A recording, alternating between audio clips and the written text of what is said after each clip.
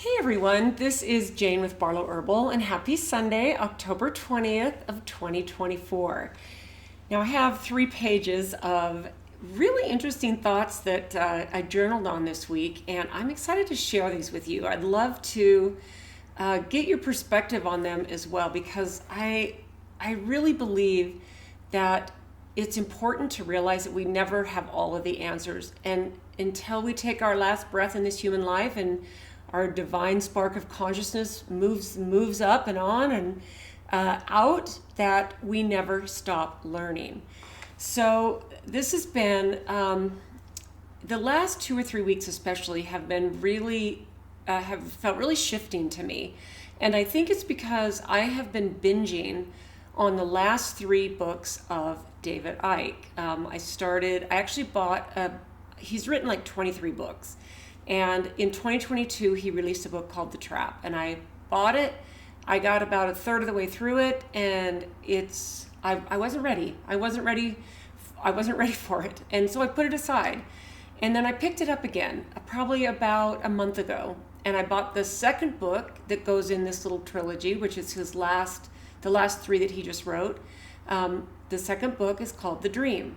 I finished that in a week, and then this week, I got almost all the way through the final one that just got released called The Reveal. And I feel like when you are ready for certain types of information and awareness and knowledge and knowing and letting this drop in to who you know you are, they resonate at such a high frequency that there's just no denying. So this last month has been really, really an amazing shift in consciousness for me, which is really awesome. So some of the things that I wrote down during this week, I'm excited to share with you. Now, I kind of was thinking as I was looking through here, what would be a really good theme for today's video? And here's what I've come up with. The search is on for who we truly are. You know, I think that over millennia, we're always searching. And here's the cool thing that what I love is when we get new information and we have the ability to expand, open our mind, and even change our mind, change our belief systems, broaden our horizons. To me, that is a sign of true intelligence. When we get new information, especially information that resonates deep within who we are, we can release our ego. We can release some of these belief systems. We can release our need to care what other human beings think of us, and it can completely shift us. Because one of the things that I have really realized is that there's a lot of things in our belief systems and our cultures and our religions especially that give us answers, that give us a certainty on what we think is going to happen after we pass over, after we die. And there are some common themes that are threaded through as far as heaven or hell or reincarnation or learning new lessons, and that's why we keep coming back. And there's some common themes in a lot of these, because what happens is they give us comfort during this human life, which has so much hardness in it. And as human beings in this dense 3D world, what we're after is certainty, and not just for the afterlife, but for what's going to happen after the election, what's going to happen after the first of the year, what's going to happen after my new baby's born, what's going to have to happen after my mom dies, what's going to happen after my kids graduate from high school. There's always the unknown, and we want certainty, we want security, we want to know. We want to know so we can be prepared. So I think this is a common theme, and why we latch on to these belief systems that really don't serve us, because all we really have, we don't have the past and we don't have the present. All we have is now. Tomorrow we'll have only the now. So that is just one way to look at some of this stuff. So let's just start with some of the things that I wrote down here at the top of this page that started this week. What does it mean or look like to really be aware? That's the first thing I wrote when I sat down with my empty journal. And this was actually on Sunday. After I put out my Sunday message, I went for a hike with a very good friend. It was a lovely day. The fall colors are still out. A lot of the leaves are on the ground, but it's just beautiful. The weather could not have been better. And I just had this beautiful, beautiful day out in Mother Nature. My husband was golfing, so when I got home, I still had some just time by myself, so I opened up my journal, which it's always the perfect time to reflect and write down messages from your higher self, messages from higher consciousness, from God's source, when you've been out in Mother Nature connecting with other humans, especially if you have these deep, beautiful conversations like I was able to have with this friend on Sunday. So I wrote, what does it mean or look like to really be aware? And so then I wrote these thoughts. Pretend for a moment that all the things you perceive to be real really aren't. So throw away all your constructs and all your belief systems and perceive for a moment that all the things you perceive to be real, or pretend for a moment, really aren't. Okay, that's a big thing to think about. A thing is just a thing until you give it meaning. A thing, a situation, something happening, something not happening, an earthquake that might happen, a flood that might happen, whatever it is. A thing is just a thing, or a situation is just a situation until you give it meaning. You can give it any meaning you want. You can give it a meaning of, oh, look how horrible this is. You can say, look at what an opportunity this is that I have now to serve, or to grow, or to learn how to do hard stuff. You can give anything any type of meaning.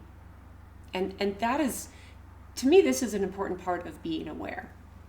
And then this, a thought is just a thought until you give it meaning.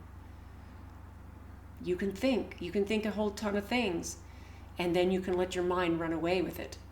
And in the here and now, with where you are in the present moment, it's just your thoughts running wild until you give those thoughts meaning, or you go, oh, what am I doing? This to me is a really important part of what it means to be really aware. And then an emotion is just an emotion. But what triggered it? And how do I process it, hold on to it, and why? So emotions are part of this human experience. When we vibrate in those lower emotions like fear and anger and shame and guilt, I think that's part of the plan to keep humanity stuck in the lower realm of consciousness when we are afraid. I mean, think about the frequency of the entire planet during the first part of 2020, and even most of 2020, and even through 2021.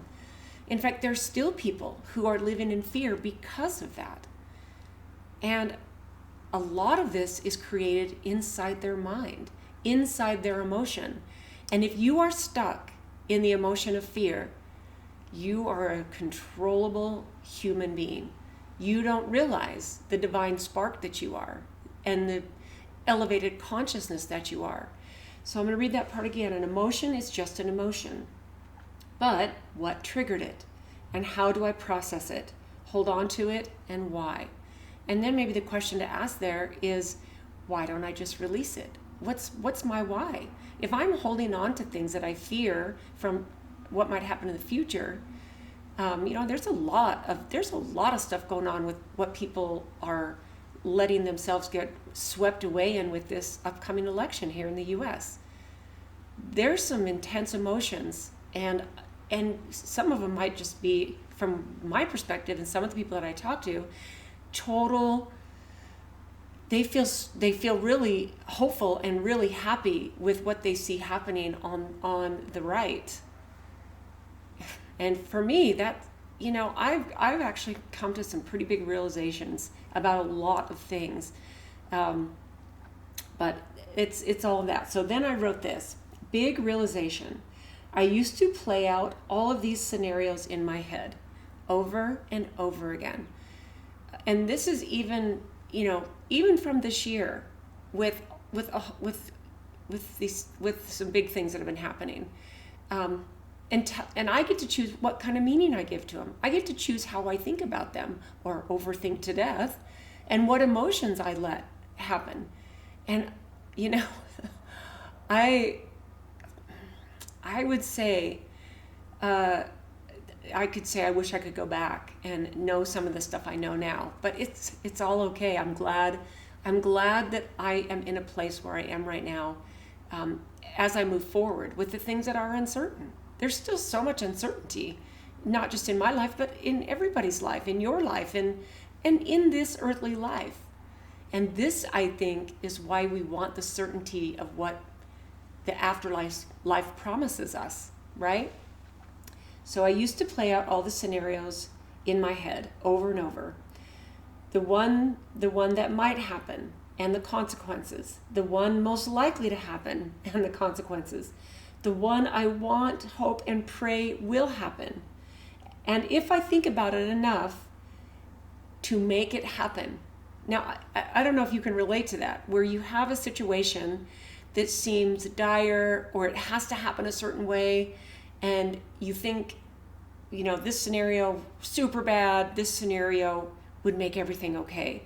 And you play it over and over and over like a loop in your head until it's almost like if you think it enough, you think that you will make it happen. You hope it will. And this is where being aware is really, really powerful, because you get to choose what kind of meaning you give to any situation, anything. You can cause yourself all the angst you want. And I say this because I have caused myself shitloads of angst, and please excuse my language, but sometimes it just fits. I have caused myself so much angst. Once you become truly aware, all the constructs that we create in our mind will literally fall away. Once you do that, once you really become aware that all our own angst is not just caused by the outside things, the cultures and the religions and the governments and all of that. And you broaden your horizon, you learn more about what's really happening.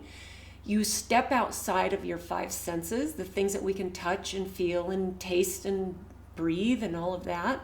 And you're willing to look at the possibilities of almost anything. Then you can really become aware. And it changes the game. It changes the game. And partly you're going to never stay in those lower vibrational frequencies for very long. You might dip into it for a minute and then go, what am I doing?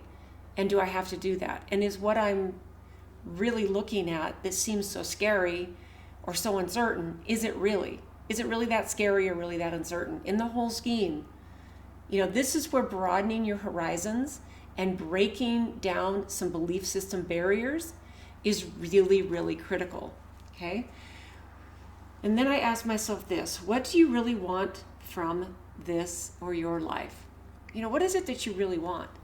And I, after my binging on these last 3 books I just read, this is where I'm thankful for Audible, because I go on my 5-mile walks every day. I've got these books in my ear, and I'm a person who loves to absorb information at about 1.5 speed. That's just the way my brain works. And I know there's some people who can't listen. I know people who listen faster than that. But my brain processes information like that, especially when there's a lot of denseness to some of it, at that pace. So, I've binged on a lot of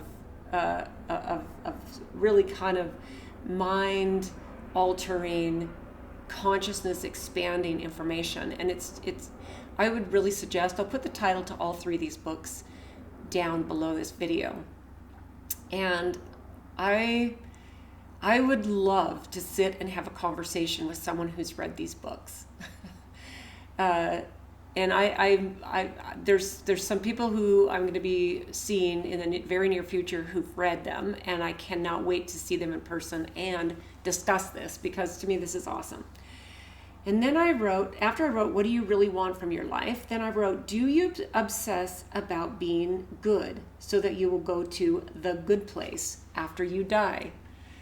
And I kind of touched on this a little bit in the beginning, because, there was a little TV series that me and my husband watched, I think it was during 2020, when everybody was in their homes and locked down and all that. And it was called The Good Place. And it was about going to heaven, going to the good place. And I think what happens is, when you can break out of your limited belief system in what you might believe you're doing in this lifetime to prepare for the afterlife, or to prepare for after this. And I would say for those who believe in, we come back to earn lessons, it's a continuous cycle until we've learned all of our lessons. And I grew up in a religion that did not believe that. This was the one lifetime we had to be good so that we could go to the good place, right? And then in my 30s, that no longer resonated with me. And I really became a searcher. And there were different things that resonated with me. For a while, I thought, yeah, it kind of makes sense that we keep coming back to learn lessons. And then I started realizing, well, why, if we're supposed to learn lessons, why do we forget everything when we come back? Why don't we get to retain all of that wisdom and all of that learning and all of that growth? And that started not making sense to me. In fact, over the years, I've had 2 past life regression sessions, and they didn't really bring up much. And I've kind of come to believe that I don't believe I've had a lot of rotations through this earthly existence. And the more that I dig into learning and studying and finding what lands in my spirit, I feel like I'm getting closer and closer to what really feels like truth for me. So after I wrote, do we obsess about being good so we will go to the good place after we die? Then I wrote this: do you believe we keep coming back to learn lessons and grow? Do you think it's a one and done?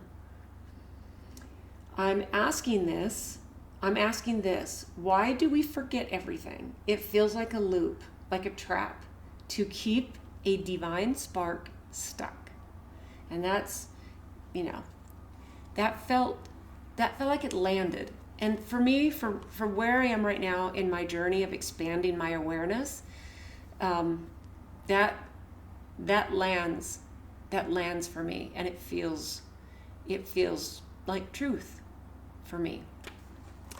And then I wrote this: look at who or what is causing you fear or hope, or maybe a roller coaster of both. You're on the up, hope, hope, hope, hope, hope, hope, hope. You're at the top. You go down the roller coaster, and it's, fear. It's a roller coaster. Look at who and what is causing you to have those fluctuating emotions, right? Is it the good guys from Good Guy Things? Let's see how I wrote this. Is it the good guys from a good guy things need to change perspective? Okay. So, we really need to look at what's happening. And I think I mentioned this a couple of weeks ago, or maybe it was even a little bit last week. I think that we need to look at what the alternative media is putting out. It's not hope-filled. In fact, even the word hope is not that great of a word, because you're just hoping. I heard Jim Carrey say once in a really powerful commencement speech he gave that hope is a beggar. And that stuck with me for a long time, because I think that as human beings, our eternal divine consciousness in the human body, we're always hoping for the better, hoping for kindness, hoping that this person wins the election, hoping that our government takes better care of us, or whatever it may be. It's almost like hope and fear are kind of in the same camp, right? I mean, look who's feeding you information that you maybe want to hear about who's ahead in the polls for the election. Do they give you hope or fear? I mean, like I said, they're kind of just two different parts of the whole. So then I wrote, be of this world, but not in it. Because I do believe we need to navigate being in this world with the things that we need to do to, take care of ourselves, take care of our families, navigate the system, be a functioning part of the society, even though there are things that don't serve humanity. So many things, things as basic as our education system, but that's not serving humanity the way that it's set up. Our hospital systems, I mean, we shine in trauma care, and there's many, many, many good people that are working in the systems. But, we just have to navigate our way through these different systems while we really understand what's happening, because then we don't need to fear, and we also don't need to hope and spend our time hoping. We need to become as sovereign and responsible for ourselves as we possibly can. And then not just build that, but build our communities, build our connection with like-minded people. Because I do believe that, we're still in for a ride. I think we might have some more tough years ahead, but it doesn't have to be fear-filled, and it doesn't have to be, if the person that you're hoping wins the U.S. election doesn't get in, you don't have to drop into the depths of fear and despair. But there are some things that we need to be aware of, and we need to retain our sovereignty, because I do believe that we're in a very pivotal time for humanity, because a lot of this is with what's happening with surveillance and 5G and, again, not something, don't fear more. We are the ones that have the power. We are. But we don't want to get caught in a place where now we can no longer, escape it. That sounds like I'm feeding into the fear. That's not my intention. So we need to think past our 5 physical senses. So the search is on for who we truly are. I encourage you to get uncomfortable and question everything. This is not the time to sit back and let others do it. No, this is your time. This is a time for you to say, I'm going to get uncomfortable. I'm going to take care of myself. And of course, this includes taking care of your family, taking care of your responsibilities. I'm not talking about all of that.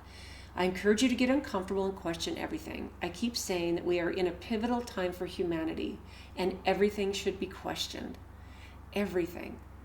And I say this because I truly, truly believe this. I believe that we are in pivotal times. And you might hear something that's uncomfortable, that shakes your foundation of your belief systems. This is where your challenge might be. You have to be willing to challenge these things. We need to think about, this actually was a cool thing that David Icke went into quite extensively, was the right brain and left brain. Think about the education system and the medical system and all the stuff that we're programmed by. It's mostly left brain thinking. The right brain is creativity and a lot more, it's artistic, it's creative flow, and the goal is to bridge the gap. The goal is to bridge the two, our left brain and our right brain, instead of just knocking out the right brain with everything that we're programmed with our left brain, but to bring that right brain in. And this is where things like art and music and creative expression lives, writing, and maybe poetry, or this is where creativity comes in. And I think that this is why it's so critically important to bring the right and the left brain together. So here's the challenge, and this is where I'm going to end this.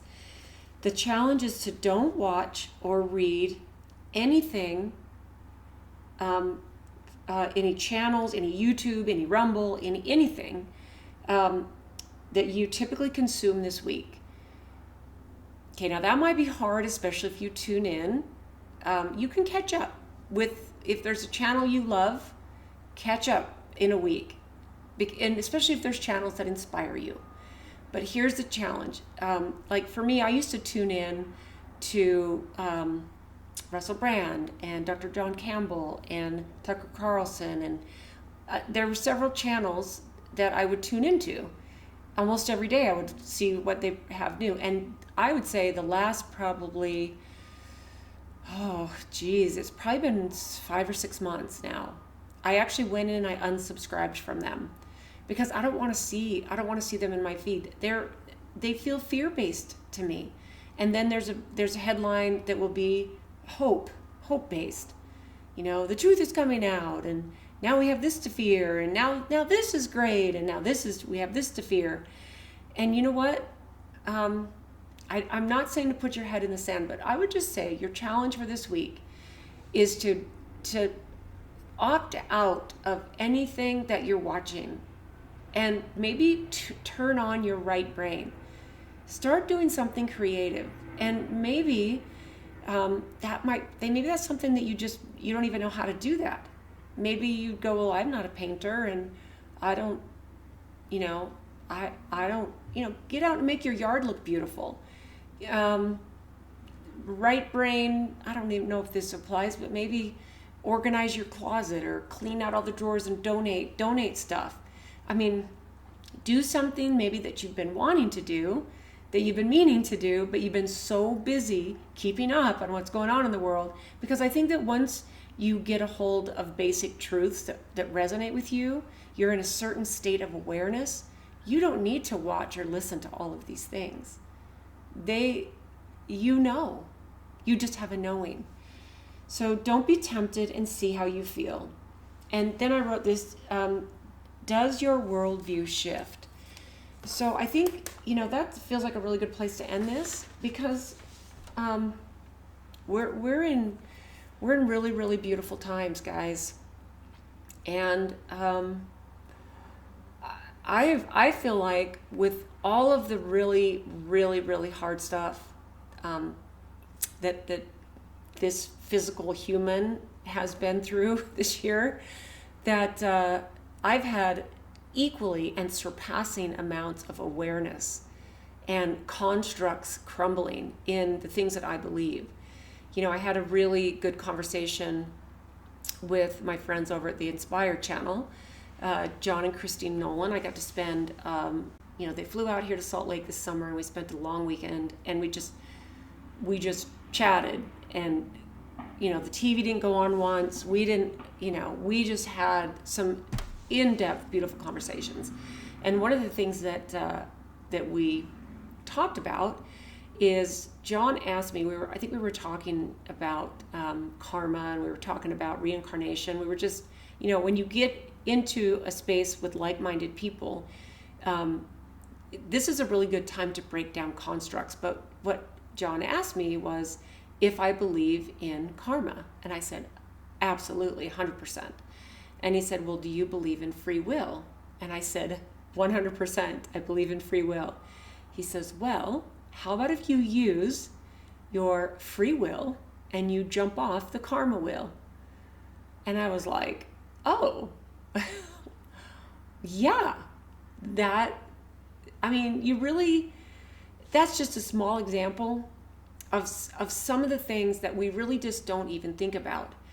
But when you hear it and you're ready and you're open to things that might be true for you in the moment, I have since said that to a couple of friends. I have a very dear friend. We've known each other 20 years. He owns my favorite restaurant here in Salt Lake. And I we went out and, he made me dinner at his restaurant, and we sat and we chatted for a couple hours, and he's a very dear, like-minded soul. But I suggested this to him, and he follows the Buddhist practice and really truly believes that we're here to come back and learn, and then reincarnation is how our soul is going to expand, and we're going to be able to move on. So I posed that to him, and he was not ready to hear that. He couldn't really even absorb it, and it's fine.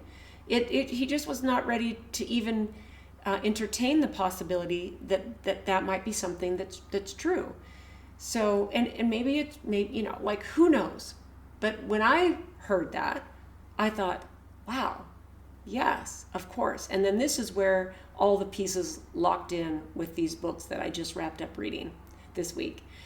So I would love to know what you think, because what I feel is that the more beautiful human beings that realize the divine spark they are, realize that, and come into awareness and proceed through their lifetime accordingly, changes the game.